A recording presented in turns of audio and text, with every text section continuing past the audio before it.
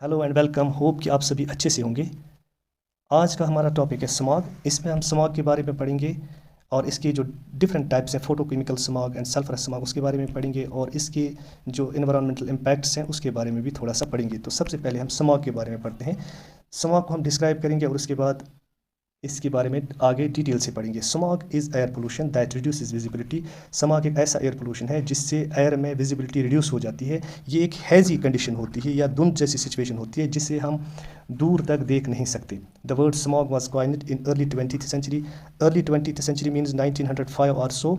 उसी दौरान इसको कॉइन किया गया। The term smog is created by combining word smoke and fog. Smoke and fog से मिलकर स्मॉग बनता है। To refer to smoky fog due to its opacity. Opacity means इसके आर पार हम दूर तक देख नहीं सकते, ये एक फीचर होता है इसका। एंड ऑडर, और इसमें एक स्मेल होती है, ऑडर होता है।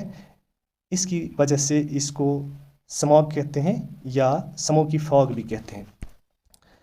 This kind of visible air pollution, ये एक विजिबल एयर पोल्यूशन होता है। एयर में मौजूद जो दूसरे पोल्यूशंस होते हैं या पोल्यूटेंट्स होते हैं वो हम देख नहीं पाते हैं, but it is a visible air pollution and is composed of nitrogen oxides, sulphur oxides, जो नाइट्रोजन ऑक्साइड्स होते हैं या सल्फर ऑक्साइड्स होते हैं, या ओजोन होता है, या स्मोक वगैरह जो है, या पार्टिकुलेट मैटर जो होता है या पार्टिकुलेट्स जो होते हैं, मीन सस्पेंडेड स्मॉल पार्टिकल्स जो एयर में होते हैं, उसकी वजह से स्मॉग फॉर्मेशन होती है। Smog is the result of the reaction of emissions from automobiles. जब ऑटोमोबाइल्स में फॉसिल फ्यूल्स बर्न होते हैं तो वहाँ से सल्फर डाइऑक्साइड निकलता है, नाइट्रोजन डाइऑक्साइड या नाइट्रोजन ऑक्साइड्स निकलते हैं फैक्ट्री से और इंडस्ट्रीज से, और जब ये रिएक्ट करते हैं सनलाइट के साथ या दूसरे एटमॉस्फेरिक गैसेस के साथ तो फिर स्मॉग बनता है।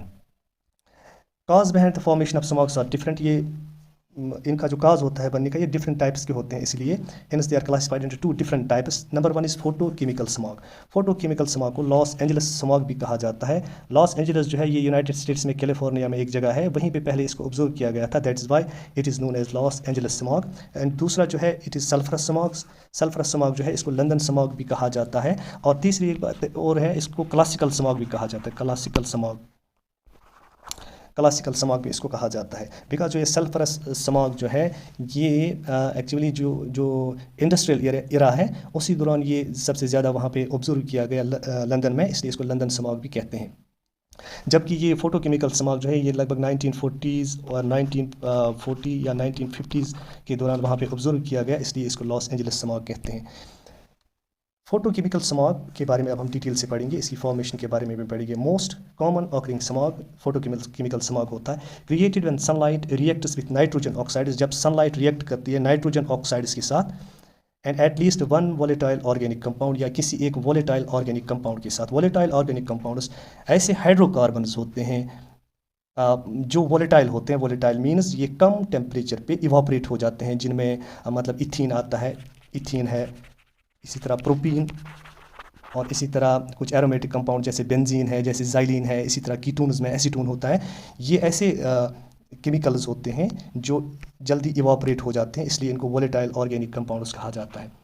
Nitrogen oxides are emitted from automobiles, power plants and factories. जो पावर प्लांट्स होते हैं या फैक्ट्रीज होते हैं या ऑटोमोबाइल्स होते हैं, इनमें फॉसिल फ्यूल्स की बर्निंग की वजह से नाइट्रोजन ऑक्साइड या ऐसे इमिशंस निकलते हैं। Volatile organic compounds are released from paints, gasoline and cleaning solvents. जो पेंट्स होते हैं, गैसोलीन होता है, उनसे ये वोलेटाइल ऑर्गेनिक कंपाउंड्स निकलते हैं, जिनके बारे में मैंने आपको अभी बताया, जैसे बेंजीन होता है, टोल्यून होता है, इथीन होता है, इसी तरह बाकी कुछ हाइड्रोकार्बन्स हैं जैसे जाइलिन है। प्रेवेलेंट इन समर मंथ्स, और ये वाला फोटोकेमिकल स्मॉग जो है it is prevalent in summer months. Summer months means ये मई, जून, जुलाई में, विथ इंटेंस सनलाइट, जब हीट भी ज़्यादा होती है। टेम्परेचर इसमें लगभग 24 या 25 से 30 डिग्रीज या 35 डिग्रीज तक होना चाहिए।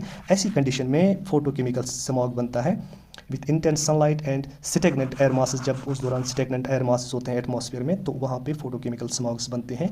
It is prevalent in urban areas. Urban areas में चूँकि ज़्यादा ऑटोमोबाइल्स चलते हैं, कारखाने ज़्यादा होते हैं, फैक्ट्रीज, इंडस्ट्रीज ज़्यादा होती हैं, with heavy traffic and industrial activities वहाँ पे ज़्यादा होती हैं, इसलिए वहाँ से ज़्यादा इमिशन होता है ऐसे पोल्यूटेंट्स का, जैसे नाइट्रोजन ऑक्साइड है या जो वोलेटाइल ऑर्गेनिक कंपाउंड्स होते हैं, ये ज़्यादा इमिट होते हैं। और फिर photochemical reaction means such reactions which take place in presence of sunlight, तो फिर फोटोकेमिकल स्मॉग क्रिएट होता है या बनता है। तो इसकी फॉर्मेशन के बारे में हम पढ़ेंगे। Sunlight triggers photochemical reaction. जो सनलाइट होती है फोटोकेमिकल रिएक्शंस ट्रिगर करती है। फॉर एग्जांपल अभी हमने पढ़ा कि जो नाइट्रोजन ऑक्साइड्स होते हैं नाइट्रोजन ऑक्साइड्स ये रिएक्ट करते और इनके साथ वोलेटाइल जो ऑर्गेनिक कंपाउंड्स होते हैं, जब ये रिएक्ट करते हैं इन प्रेजेंस ऑफ सनलाइट की मौजूदगी में जब ये रिएक्ट करते हैं, and they lead to the formation of ozone, वहाँ पे ओजोन प्रोड्यूस होता है और अदर कंपाउंड्स जैसे पोरऑक्सी एसाइल नाइट्रेट्स या पोरऑक्सी एसिटाइल नाइट्रेट्स या पोरऑक्सी प्रोपेनाइल नाइट्रेट्स, या जिनको हम सिंपली पैन्स बोलते हैं, पोरऑक्सी एसिटाइल नाइट्रेट्स इनको कहा जाता है। ऐसे कंपाउंड्स एटमॉस्फेयर में प्रोड्यूस होते हैं, जो यहाँ पे भी लिखा गया है। Sunlight triggers photochemical reaction leading to the formation of ground level ozone. हाँ, ग्राउंड लेवल ओजोन वो ओजोन होता है जो ट्रोपोस्फीयर में होता है, और उसके बाद देखो जो एटमॉस्फेयर होता है इसके डिफरेंट लेयर्स है, जो ज़मीन के साथ, जिसको ट्रोपोस्फीयर कहा जाता है। ट्रोपोस्फीयर में पाया जाने वाला ओजोन जो होता है इसको हम कहते हैं ग्राउंड लेवल ओजोन। और फिर जो स्ट्रेटोस्फीयर में होता है, जो अल्ट्रावायलेट रेडिएशंस को ब्लॉक करता है और ज़मीन पे पहुंचने से रोक लेता है, उसको स्ट्रेटोस्फेरिक ओजोन कहा जाता है। उसके लिए अलग से वीडियो आपको मेरे चैनल पे मिलेगा, जो एटमॉस्फेरिक पोल्यूटेंट्स है इनके बारे में, या जो ग्रीन हाउस इफेक्ट है उसमें हम इसको पढ़ेंगे। तो इस तरह फॉर्मेशन प्रोसेस है इसकी, ये फोटोकेमिकल स्मॉग की।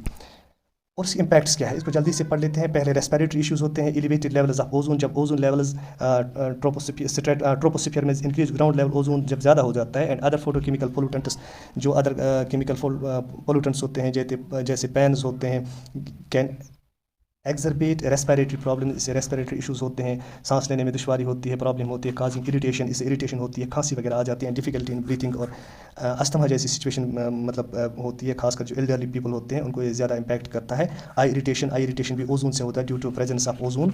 ये हाईली इरिटेटिव सब्सटेंस है, इससे इरिटेशन हो जाती है आंखों में। अदर रिएक्टिव कंपाउंड्स जो होते हैं due to presence of ozone and other, बहुत सारे ऐसे कंपाउंड्स होते हैं जो इमिट हो जाते हैं एटमॉस्फेयर में due to combustion of different fossil fuels. Damage to vegetation भी इससे डैमेज हो जाती है। Ozone in photochemical smog can harm plant tissues affecting crop yields, overall ecosystem health, इससे इकोसिस्टम हेल्थ भी मुतासर होती है। इट मीन्स ओवरऑल जो ऑर्गेनिजम्स होते हैं उन पर इम्पैक्ट पड़ता है। एंड ग्लोबल वार्मिंग, जो सम कंपोनेंट्स ऑफ फोटोकेमिकल स्मॉग में कुछ ऐसे कंपोनेंट्स, ऐसे गैसेज भी होती हैं जिनसे ग्लोबल वार्मिंग होती है, या जो ग्रीन हाउस गैसेज होते हैं जैसे मीथेन है, जैसे which contributes to greenhouse effect. Greenhouse effect के बारे में भी आपको मेरे चैनल पे अलग से वीडियो मिलेगा, कंट्रीब्यूटिंग टू ग्लोबल वार्मिंग। उससे ग्लोबल वार्मिंग होती है, यानी एवरेज टेम्परेचर जो है वो बढ़ जाता है। इसी तरह material degradation, ozone can damage certain material like जो रबर वगैरह होता है, including rubber and some types of plastics affecting infrastructure and equipment. इस इकोनॉमी में भी इकोनॉमिकल लॉस होते हैं, क्योंकि जो इंफ्रास्ट्रक्चर जहाँ पे रबर का यूज़ होता है या प्लास्टिक्स का यूज़ होता है उनको ओजोन डैमेज करता है। अब हम सल्फरस स्मॉग के बारे में पढ़ेंगे। सल्फरस स्मॉग, इसको लंदन स्मॉग भी कहा जाता है। मैंने पहले ही कहा, इसको पहली बार लंदन में अच्छी तरह स्टडी किया गया, ऑब्जर्व किया गया ज्यूरिंग इंडस्ट्रियल पीरियड में, क्योंकि इमिशंस बहुत ज़्यादा होती थी सल्फर डाइऑक्साइड की, कोयला बहुत ज़्यादा जलाया जाता था इंडस्ट्रीज़ में, और इसको क्लासिकल स्मॉग भी कहते हैं। क्लासिकल स्मॉग भी कहते हैं, classical smog. Sulphurous smog is the result of high concentration of sulphur oxide, जो सल्फर ऑक्साइड्स इमिट होते हैं एटमॉस्फेयर में, usually caused by burning of fossil fuels like coal. जब कोयला बहुत ज़्यादा जलाया जाता है तो वो जो है एटमॉस्फेयर में चला जाता है, उससे सल्फर ऑक्साइड्स की कंसंट्रेशन एटमॉस्फेयर में बढ़ जाती है। Usually found in big cities with heavy presence of vehicles, जहाँ पे काफ़ी ज़्यादा ट्रैफिक का रश रहता है, व्हीकल्स ऑटोमोबाइल्स बहुत ज़्यादा रन करती हैं, तो फिर ये जो है ज़्यादा प्रोड्यूस होता है in industries. Mostly the cities that are located in basin surrounded by mountains, जहाँ इर्द गिर्द माउंटेन्स होती हैं और वहाँ पे इसका इफेक्ट ज़्यादा होता है। इट मीन जो वैलीज़ होती हैं इर्द गिर्द पहाड़ों से ढकी हुई होती हैं, वहाँ पे बीच में जो सल्फरस स्मॉग है वो प्रोमिनेंट होता है, ज़्यादा होता है। प्रेवलेंट इन विंटर मंथ्स, ये ज़्यादातर विंटर मंथ्स में मीन्स नवंबर, दिसंबर, जनवरी ऐसे मंथ्स में ये ज़्यादा होता है। When temperature inversions trap pollutants close to the ground, जो ग्राउंड के साथ पोल्यूटेंट्स होते हैं उनको टेम्परेचर इन्वर्जेंस की वजह से, यानी कम ज़्यादा टेम्परेचर जब हो जाता है विंटर्स में, उसकी वजह से ये ट्रैप हो जाते हैं। High coal come consumption for heating, और ये इसकी वजह से होता है क्योंकि विंटर्स में बहुत ज़्यादा कोल की कंजप्शन होती है हीटिंग पर्पज़ के लिए, उस दौरान ये बहुत ज़्यादा इमिट हो जाता है। और यूजुअली जो है 0 डिग्री -1 to 4 डिग्री जब टेम्परेचर होता है, उस टेम्परेचर में ये प्रिवेलेंट होता है। ठीक है, तो एक्चुअली ये जो सल्फरस स्मॉग होता है ये यहाँ पे साउथ एशियन कंट्रीज़ में भी बहुत ज़्यादा देखने को मिलता है, क्योंकि यहाँ पर जो ऑटोमोबाइल्स वगैरह होती हैं वो बहुत ज़्यादा धुआं, जो पुरानी गाड़ियाँ होती हैं उनसे ज़्यादा धुआं निकलता है, और जो कारखाने होते हैं उनमें भी कोई रेगुलेशन नहीं है, और वो भी ज़्यादा ये स्मोक वगैरह सल्फर डाइऑक्साइड प्रोड्यूस करते हैं, और उससे सल्फरस स्मॉग जो है बहुत ज़्यादा देखने को मिलता है, और दूर तक धुंध ही धुंध छाई रहती है। Sulphur process of formation, sulphur dioxide reacts with oxygen in water vapour to form sulphuric acid. जो सल्फर डाइऑक्साइड इमिट होता है एटमॉस्फेयर में, ये रिएक्ट करता है ऑक्सीजन के साथ जो एटमॉस्फेयर में ही मौजूद होता है, और इसी तरह एटमॉस्फेयर में वाटर वेपर्स भी मौजूद होते हैं, और इस तरह ये रिएक्शन होती है and they lead to the formation of sulphuric acid H2SO4, जो एसिडिक इन नेचर होता है। उसी से फिर एसिड रेन होती है। हाँ, एसिड रेन के बारे में भी आपको मेरे चैनल पे अलग से वीडियो मिलेगा। और इसी तरह जो कुछ एरोसॉल्स होते हैं, एरोसॉल्स निकलते हैं, ठीक है। एरोसॉल्स जो होते हैं ये टाइनी छोटे छोटे लिक्विड या सॉलिड पार्टिकल्स होते हैं, पार्टिकुलेट्स होते हैं जो सस्पेंडेड होते हैं एटमॉस्फेयर में। इस तरह ये प्रोसेस जो होती है, इसमें जो नाइट्रोजन ये हाँ सल्फर डाइऑक्साइड या सल्फर ऑक्साइड जो होते हैं वो ऑक्सीजन के साथ रिएक्ट करते हैं, और इस तरह जो सल्फ्यूरिक एसिड बनता है, जिनको हम ये भी एरोसॉल्स में ही आता है। Particulate matter is produced as a result of these chemical reactions. इन केमिकल रिएक्शन में पार्टिकुलेट मैटर भी रिलीज हो जाता है, और इससे फिर सल्फरस स्मॉग जो है वो प्रोड्यूस होता है या क्रिएट होता है, ठीक है। और इसके इम्पैक्ट्स के बारे में हम पढ़ेंगे।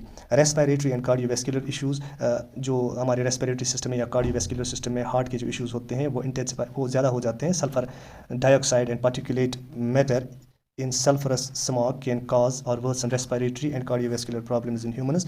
एसिड रेन फॉर्मेशन मैंने अभी बताया था, इससे एसिड रेन फॉर्मेशन भी होती है। जो सल्फ्यूरिक एसिड होता है वो प्रेसिपिटेट होता है बारिश की सूरत में या फिर सॉलिड फॉर्म में एसिड रेन जो होती है, और उससे फिर बहुत सारा जो नुकसान होता है। जो ह्यूमन बींग्स होते हैं उनमें भी स्किन इरिटेशन होती है, can lead to formation of acid rain causing damage to soil, water bodies and infrastructure.